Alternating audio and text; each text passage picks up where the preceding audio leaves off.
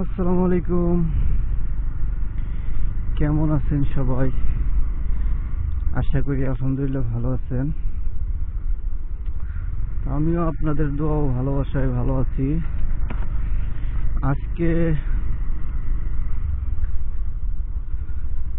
গ্রামের সুন্দর একটি রাস্তায় সকাল সকাল রাইড করতেছি।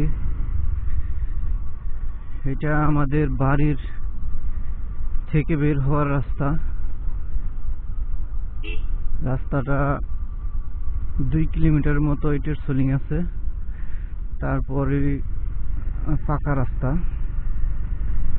তো ইটের সোলিং রাস্তার মধ্যে বিশেষ করে বৃষ্টির দিনে গাড়ি চালাতে কষ্ট,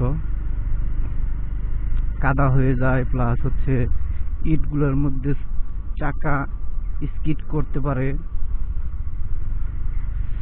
বেশিরভাগ সময় ইটের সোলিং রাস্তার মধ্যে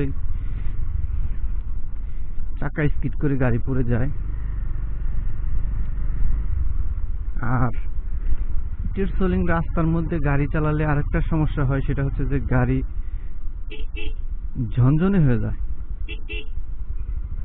মানে একদম ঝনঝনা একটা ভাব চলে আসে গাড়িতে। কারণ হচ্ছে প্রচুর ঝাঁকুনি লাগে, যে এরকম গর্ত গর্ত গর্ত গর্ত, এখানে কিন্তু আপনার প্রচুর ঝাঁকুনি লাগবে। আর ঝাঁকুনি লাগার কারণে কিন্তু গাড়ি ঝনঝনা একটা ভাব চলে আসে।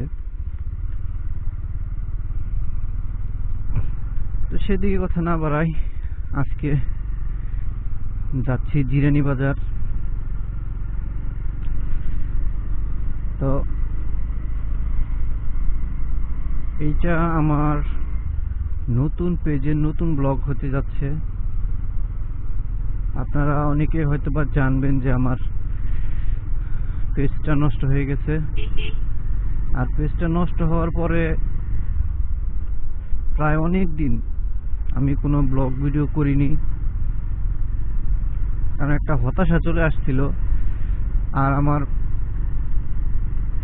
অ্যাকশন ক্যামেরাটা আমার আরেকটা হেলমেটের মধ্যে সেট আপ ছিল, যে হেলমেটের মধ্যে সেট আপ করা হয়েছিল ওই হেলমেটটা আমি এখন বেশি ব্যবহার করি না। পরে আরেকটা হেলমেট কিনা হয়, সেই নতুন হেলমেট ব্যবহার করি, যার কারণে তেমন আর ব্লগিং করা হয়নি। তো এখন যেহেতু আমার নতুন হেলমেটটাকেও ব্লগিং সেট আপ করে ফেলছি, এখন থেকে একটা